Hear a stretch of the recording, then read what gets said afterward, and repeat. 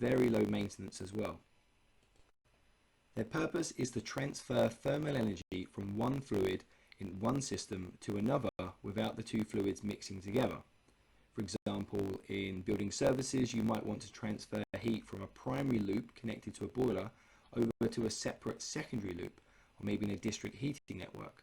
Or in manufacturing, you may want to cool down some oil and use water to cool that down, but obviously you don't want to mix the oil and the water together. Now, if we pulled one of the heat exchangers apart, we're going to have a look at some of the main components here. So we've got the end plates here, or the front and back cover, and these are made from usually a mild steel, and they're very strong. They're there to hold everything together. Then we've got the nuts. These attach obviously and tighten up onto the tightening bolts. The tightening bolts, they fit in some grooves in there, and they'll run the entire length of the heat exchanger.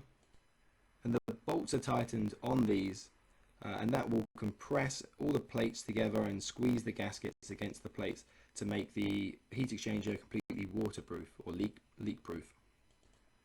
And then wedged in between there, we've got the plates where the heat transfer occurs, and we've also got the gaskets which sit in between the plates, and that's what gives it the seal.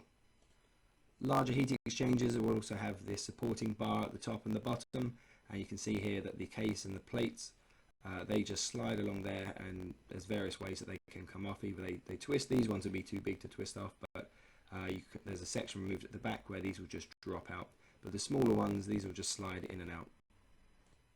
Now you can see a real plate, a heat exchanger plate there on the screen. Now these are typically made from steel or titanium, and you can see they've got this pattern grooved into them or stamped into them. These patterns are going to strengthen the plates. Obviously they're incredibly thin, and they're also going to increase the heat transfer surface area, as well as creating a very turbulent flow inside them. So it's not smooth. All the water has to rubble across these and come out very rough and turbulent. Now between the plates, we've got the gaskets here, just this rubber gasket, and that is attached to the face of the plate. And the purpose of the gasket is to ensure a tight fit and to prevent leaks. The gasket also allows or prevents the flow of fluid into the sheet. You can see here, so in this section here, we've got the rubber seal coming across and a double seal on this one, so that no fluid in this can leak out or flow in, as well as this side, whereas here there is no gasket there, so the fluid, if it entered here, it could flow down and come down and enter into this one here because there isn't anything there. Same as this one, the fluid can only come out of here and travel up and then into this section here, into that hole. Now you'll probably notice that the tightening bolts are, they extend far past the heat exchanger. That's for a few reasons. One is obviously to be able to fit all these plates and etc. on during the installation or during maintenance, but also this gives you the ability to extend the plate heat exchanger in future. So this one here is actually from a district heating network, and at the moment the building's only half complete and they're expecting to double the building size, so they've allowed extra bolt lengths to be added, and that means that the plates can be added and this heat exchanger can grow with the demand. Now there's a couple of ways that the plate heat exchanger can be piped up. This is the most common version, and the version that we're going to be looking at today. That is where the inlets and outlets are all on the front plate, so the fluids will enter, flow through their channels and then make their way back to the front plate. The other version is where the fluids, one of the fluids enters through the front plate and it passes through there and then makes its way, and it will then exit through the back plate, as well as one of the fluids will enter there as well.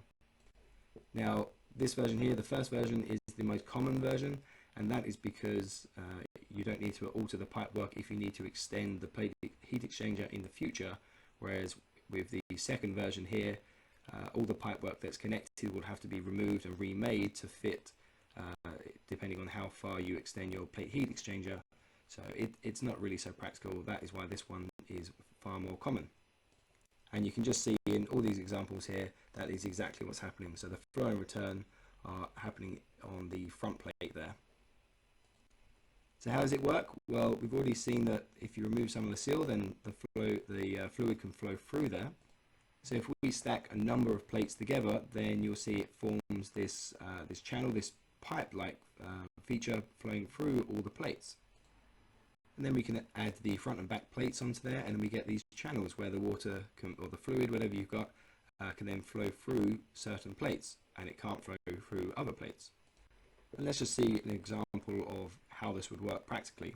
So if we open up the heat exchanger again, now you can see here that the gaskets is oriented differently on the alternating plates there for the heat exchange. So this one here, you can see a fluid in this pipe would not be allowed to pass through, or this one, and this one it would, so it just alternates vice versa all the way through. And so if we pass one fluid through there, you can see it entering through this top port, passing all the way through. It can't pass through this one, there's a seal there. You get to the next plate, oh, there's no seal there, so we can pass through there. Can't go into this hole, but it can go into this one because there is no seal. And so all these will pass through, collect up, and make its way back out. Now the same thing is going to be happening with the other fluid we're passing through. So you can see here we're passing a hot fluid through, and this one is entering through the bottom port, coming along. It's getting to the plates, and some of them it can pass through, so it will. Others it cannot leave that pipe, so it will not, and it will just pass through all the way until it creates that loop and exits. So if we mix these two fluids together, what's going to happen is the cold fluid is going to enter, pass through, and then on the other side of the plate is the hot fluid. So that is going to take some of that heat away, so the cold fluid will warm up, and that will leave as a much warmer fluid. And the hot fluid that comes in is going to cool down because it's going to give up some of its heat into the cold stream, and then that will leave as a much cooler fluid. So if we just look at a very basic example of how this is working, let's just say we've got a few plates here, and we've got a cold channel, hot channel, and another cold channel. Now if we let the hot fluid enter into the channel there, and as that happens, heat is then going to conduct through into the plates because they are touching, so that heat will then pass through and warm up this plate. And if we then pass the cold fluid into the cold channels, then some of the heat in those plates which have been heated up, it will start to cool down because some of that thermal energy is transferring over into the cold fluid. That's through conduction. And as that happens, the cold fluid begins to warm up, and obviously the hot fluid is going to start to cool down. So then the heat exchanger starts to equalize out, and that means that the cold fluid is going to exit warm, and the hot fluid is going to exit cool. And that temperature gradient is going to then vary through the heat exchanger, through the plates, and also through the fluids which is conducting the heat. So when you combine all of this together, that is how you get the heat transfer occur in the plate heat exchanger. Now you can also notice that these fluids are flowing in counterflow.